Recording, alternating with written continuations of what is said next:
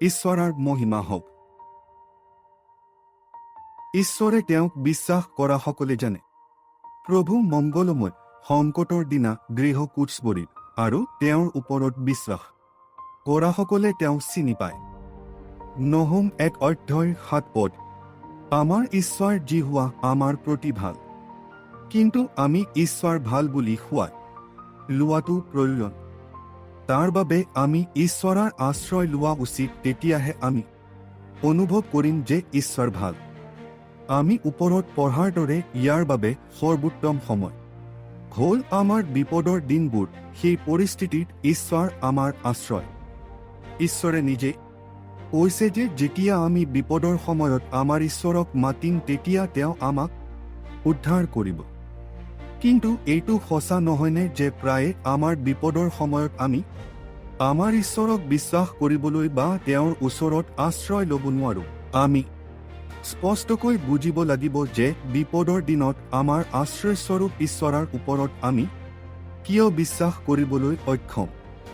প্ৰথম কাৰণটো হ'ল যে আমি মানুহৰ ওপৰত বিশ্বাস কৰোঁ আৰু মাংসক আমাৰ বাহু কৰি তোলোঁ। তাৰ দ্বাৰা আমি প্ৰকৃততে আমাৰ হৃদয়ত আমাৰ ঈশ্বৰৰ পৰা আঁতৰি গৈছোঁ। আমাৰ জীৱনত এইটো দুটা ধৰণে হ'ব। প্ৰথম কাৰণ হৈছে আমি মানুহৰ ওপৰত বিশ্বাস ৰাখোঁ। যেতিয়া আমাৰ কোনো কঠিন পৰিস্থিতি হ'ব তেতিয়া আমাৰ মনত এই চিন্তা হ'ব যে কোনে আমাক সহায় কৰিব। যদিও যীশু আমাৰ লগত আছে, মাৰ্থাৰ দৰে আমিও বহু কথাত অসাৱধান আৰু অশান্তিশীল। সেয়েহে আমি আমাক সহায় কৰিবলৈ মানুহ আৰু ৰাজকুমাৰৰ ওপৰত নিৰ্ভৰশীল। আমি হয়তো প্ৰাৰ্থনা কৰি আনক প্ৰাৰ্থনা কৰিবলৈ কয়, কিন্তু আমাৰ মনটো চিন্তিত আৰু চিন্তাৰে বোজাই হৈ থাকে, যাৰ বাবে আমি ঈশ্বৰৰ ওচৰত প্ৰাৰ্থনা কৰিবলৈ বা সম্পূৰ্ণ হৃদয়েৰে ঈশ্বৰৰ ওপৰত বিশ্বাস ৰাখিবলৈ অক্ষম হৈ পৰোঁ। সেইবাবে আমি পুৰুষৰ ওচৰলৈ সহায় বিচাৰি দৌৰি যাওঁ। যেতিয়া আমি কওঁ যে প্ৰভু আমাৰ পক্ষত আছে, তেতিয়া বাস্তৱত প্ৰভু আমাক সহায় কৰাসকলৰ লগত আমাৰ পক্ষত থাকে। কিন্তু আমি যিসকল ব্যক্তিক বিশ্বাস কৰোঁ সেইসকল ব্যক্তি নহ'ব, বৰঞ্চ সেইসকল ব্যক্তি হ'ব যিসকলক ঈশ্বৰে আমাক সহায় কৰিবলৈ উত্থাপন কৰে। এই চিন্তা বুজি নোপোৱাকৈ আমি যিসকল পুৰুষক বিশ্বাস কৰোঁ তেওঁলোকে আমাক সহায় কৰিব বুলি ভাবোঁ। ইয়াৰ দ্বাৰা সত্যত আমি ঈশ্বৰৰ পৰা পোৱা সহায় অনুভৱ কৰিব নোৱাৰোঁ। তদুপৰি আমি অভিশপ্ত হৈ পৰোঁ কাৰণ আমাৰ হৃদয় প্ৰভুৰ পৰা আঁতৰি যায়। গতিকে আমাৰ সমস্যাবোৰ কমি যোৱাৰ পৰিৱৰ্তে বাঢ়িব। ইয়াৰ দ্বাৰা আমি বহুত বিপদত পৰিম। দ্বিতীয়তে, আমি নিজৰ শক্তি আৰু প্ৰজ্ঞাৰ ওপৰত নিৰ্ভৰ আৰু বিশ্বাস ৰাখোঁ। মাংসক আমাৰ বাহু কৰি তোলোঁ। নিজৰ প্ৰচেষ্টাৰে আমি উদ্ধাৰ পোৱাটো বিচাৰোঁ। সেয়েহে আমি কঠোৰ পৰিশ্ৰম কৰোঁ, কিন্তু আমি নিজৰ বাহুৰ দ্বাৰা পৰিত্ৰাণ নাপাম।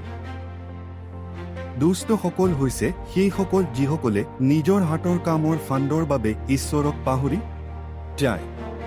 ঈশ্বৰে মাংসক বাহু কৰি লোৱাসকলৰ হাতৰ উৎপাতৰ সৈতে অহংকাৰৰ সৈতে একেলগে নমাই আনিব। গতিকে আমি নিজৰ বুজাবুজিৰ ওপৰত নিৰ্ভৰ নকৰি প্ৰভুৰ ওপৰত সম্পূৰ্ণ হৃদয়েৰে বিশ্বাস কৰা উচিত। গতিকে মানুহৰ ওপৰত বিশ্বাস ৰাখিব নালাগে। নিজৰ সামৰ্থ্য আৰু কামৰ ওপৰতো বিশ্বাস কৰা উচিত নহয়, বৰঞ্চ আমি কেৱল আমাৰ প্ৰভু ঈশ্বৰৰ ওপৰত নিৰ্ভৰ কৰা উচিত। জুৰুমীয়া আমি তলত দিয়া কথাবোৰ ভালদৰে বিবেচন কৰি চাব লাগে যে ই আমাৰ বাবে কেনেকৈ সম্ভৱ। আচলতে আমি ঈশ্বৰৰ ওপৰত বিশ্বাস ৰাখিব নোৱাৰোঁ কাৰণ আমাৰ মন বহু কথাত অসাৱধান আৰু অশান্তিশীল। যেতিয়া আমাৰ মন ঈশ্বৰৰ ওপৰত থাকে তেতিয়াহে আমাৰ ঈশ্বৰৰ ওপৰত বিশ্বাস কৰা সম্ভৱ। ঈশ্বৰে এনে লোকক নিখুঁত শান্তিত ৰাখিব। সেয়েহে আমি যেতিয়া আমাৰ মনৰ কঁকাল বান্ধি ল'ম তেতিয়াহে আমি আমাৰ ঈশ্বৰৰ ওপৰত সম্পূৰ্ণ আশা ৰাখিব পাৰোঁ, যাৰ দ্বাৰা আমি আমাৰ ঈশ্বৰক বিশ্বাস কৰিব পাৰিম। যেতিয়া আমি উভতি আহিম আৰু আমাৰ ঈশ্বৰক বিশ্বাস কৰিম আৰু আমাৰ মনটোক জিৰণি আৰু নিস্তব্ধতাত ৰাখি প্ৰাৰ্থনা কৰিম, তেতিয়াহে আমি পৰিত্ৰাণ বা মুক্তি পাম। শান্ত আৰু আত্মবিশ্বাসত আমাৰ শক্তি হ'ব। আমি বুজি পোৱা উচিত যে ঈশ্বৰৰ ওপৰত ভৰসা কৰাৰ পিছতহে ঈশ্বৰে আমাক বিশ্ৰাম দিয়ে। গতিকে ঈশ্বৰৰ ওপৰত ভৰসা কৰাৰ আগতে আমি প্ৰথমতে বিশ্ৰাম ল'ব লাগিব। যিসকলৰ মন ঈশ্বৰৰ ওপৰত থাকে তেওঁলোকেহে ঈশ্বৰৰ ওপৰত বিশ্বাস কৰিব পাৰে। এনে লোকক ঈশ্বৰে সিদ্ধ শান্তি দিব। ইয়াৰ বাবে কিছুমান কথা আমি বুজিব লাগিব। প্ৰথমতে, প্ৰভুৱে আজ্ঞা নিদিয়ালৈকে আমাৰ জীৱনত একো নহয়।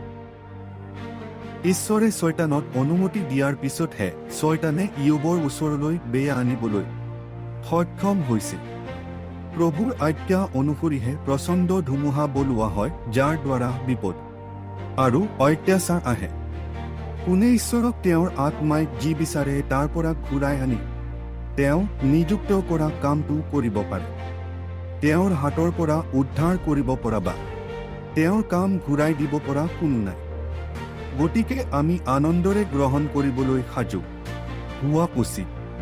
তদুপৰি এইবোৰৰ কোনো এটাতে আমি ঈশ্বৰক মূৰ্খতাৰে অভিযোগ কৰা উচিত নহয়, যাৰ দ্বাৰা তেওঁৰ বিৰুদ্ধে পাপ কৰা হয়। দ্বিতীয়তে, আমাৰ ওপৰত অহা অগ্নিময় পৰীক্ষাবোৰ যে অদ্ভুত কিবা এটা বুলি আমি ভবা উচিত নহয়।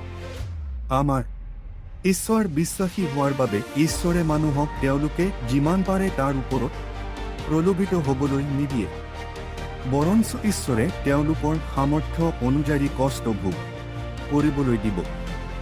আমি সহ্য কৰিব নোৱাৰাতকৈ আমাৰ লগত কেতিয়াও একো নহ'ব। তদুপৰি আমাৰ ঈশ্বৰে পৰীক্ষা পৰা সৰিবলৈ পথ তৈয়াৰ কৰে। গতিকে পৰীক্ষা সহ্য কৰাটো আমাৰ বাবে ধন্য বুলি গণ্য কৰাটো হওক। তৃতীয়তে, আমি সদায় ঈশ্বৰক পৰা ভাল পাবলৈ সাজু হৈ থাকোঁ। কিন্তু আমাৰ ঈশ্বৰে আমাক যি বেয়া দিয়ে কেতিয়াবা কেৱল আমোহে গ্ৰহণ কৰিবলৈ দ্বিধাবোধ কৰোঁ আৰু মূৰ্খৰ দৰে যেন লাগে। সেয়েহে আমি কেৱল ভালেই নহয় বেয়াও গ্ৰহণ কৰিবলৈ সাজু হোৱা উচিত। আমি অনুশীলন কৰিবলৈ আৰু নিজ আৰু প্ৰচুৰ হোৱাৰ অৱস্থাত সন্তুষ্ট হ'বলৈ জনা উচিত আৰু লগতে সমৃদ্ধি অনুভৱ কৰিবলৈ আৰু উপচয় ভোগ কৰিবলৈ জনা উচিত। কিন্তু বিপদ হওক বা দুখ হওক বা দুৰ্ভিক্ষ হওক বা উলংঘ হওক, হানি হওক বা তৰোৱাল হওক, যিয়েই নহওক আমি সেইসকল হোৱা উচিত যিয়ে আনন্দৰে গ্ৰহণ কৰি আৰু ঈশ্বৰক মহিমা দি ঈশ্বৰৰ প্ৰেমৰ পৰা বিচ্ছিন্ন নোহোৱাকৈ জীয়াই থকা উচিত। সাধু কুচিকুঞ্জুৱে গাইছিল, যেনেকৈ প্ৰভুৱে যেতিয়া আমাক দুখৰ পাত্ৰ দিয়ে তেতিয়া আমি সেইজন হ'ব লাগে যিয়ে আনন্দৰে লৈ হালেলুয়া প্ৰশংসা কৰে। চতুৰ্থতে, আমি জনা উচিত যে ঈশ্বৰক ভালপোৱাসকলৰ বাবে তেওঁৰ উদ্দেশ্য অনুসাৰে আহ্বান কৰাসকলৰ বাবে সকলো বস্তুৱে একেলগে মংগলৰ অৰ্থে কাম কৰে। আৰম্ভণি তিতা হ'ব পাৰে, কিন্তু শেষ মধুৰ আৰু শান্তপূৰ্ণ হ'ব বুলি বিশ্বাসত আমি আত্মবিশ্বাসী হোৱা উচিত। যদিও ইয়োবৰ দুখকষ্ট প্ৰথমতে তেওঁৰ বাবে তিক্ত আছিল, পিছলৈ ই তেওঁৰ বাবে দুগুণ আশীৰ্বাদ লাভ কৰাৰ উৎস হৈ পৰিছিল। যদিও ভাইসকলে যোছেফৰ লগত বেয়া কৰিছিল, কিন্তু পিছলৈ ঈশ্বৰে ইয়াক ভাললৈ ৰূপান্তৰিত কৰিলে। চুমিনীয়ে ডায়ুদক অভিশাপ দিয়াৰ কাণ্ডত ডায়ুদে কৈছিল যে প্ৰভুৱে তেওঁক অভিশাপৰ পৰিৱৰ্তে আশীৰ্বাদ দিব। এতিয়া বৰ্তমানৰ বাবে কোনো শাস্তি বিষাদজনক কিন্তু দুখজনক যেন লাগে, কিন্তু পিছলৈ ইয়াৰ দ্বাৰা অনুশীলন কৰাসকলৰ বাবে ই আশীৰ্বাদ হৈ পৰে। গতিকে আমি স্পষ্টকৈ উপলব্ধি কৰোঁ হওক যে আমাৰ ঈশ্বৰে আমাৰ কেতিয়াও ক্ষতি নকৰে। পঞ্চমতে, যেতিয়া ঈশ্বৰে আমাক কোনো পৰীক্ষাৰ মাজেৰে লৈ যায়, নিশ্চিতভাৱে বিশ্বাসী ঈশ্বৰ যিয়ে সদায় পলায়নৰ পথ তৈয়াৰ কৰে, অন্যথা তেওঁ ইয়াৰ পৰা মুক্তিৰ পথ প্ৰস্তুত কৰে।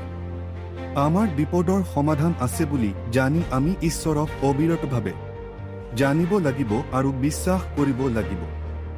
সঁচাকৈয়ে আমাৰ বিপদতেই আমাৰ ঈশ্বৰ আমাৰ আশ্ৰয় হৈ পৰে। হৃদয়ত কোনো বিপদ নোহোৱাকৈ যেতিয়া আমি স্থিৰ মনেৰে জিৰণি লওঁ, যেতিয়া আমি আমাৰ ঈশ্বৰক বিশ্বাস কৰোঁ, তেতিয়া তেওঁ আমাৰ শক্তি হয়। যাৰ অৰ্থ যেতিয়া আমি আমাৰ ঈশ্বৰক এইদৰে বিশ্বাস কৰোঁ, তেতিয়া আমাৰ শক্তি হ'ল। ঈশ্বৰ তেওঁৰ ওপৰত বিশ্বাস কৰাসকলে তেওঁ চিনি পায়।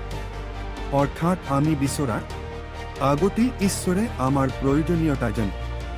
কাৰণ ঈশ্বৰ আমাৰ স্বৰ্গীয় পিতৃ, যি তেওঁৰ সন্তানসকলৰ সকলো প্ৰয়োজনীয়তা জানে।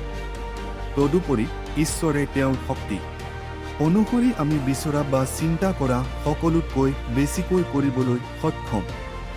যিসকলৰ হৃদয় তেওঁৰ প্ৰতি নুফুট, তেওঁলোকৰ হৈ নিজকে শক্তিশালী দেখুৱাবলৈ প্ৰভুৰ চকুৱে আমাক চাই আছে।